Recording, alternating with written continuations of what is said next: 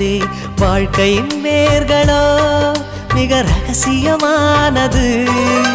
ரகசியம் காண்பதே நம் அவசியமானது. தேடல் உள்ள உயிர்களுக்கே தினமும் பசி இருக்கும். தேடல் என்பது உள்ளவரை வாழ்வில் ருசி இருக்கும். பாடல் போல தேடல் கூட ஒரு சுகமே. இன்னிசை பாடி வரும் இளம் காற்றுக்கு உருவமில்லை. காற்றலை இல்லை என்றால் ஒரு பாட்டொலி கேட்பதில்லை. ஒரு கானம் வருகையில் உள்ளம் கொள்ளை போகுதே.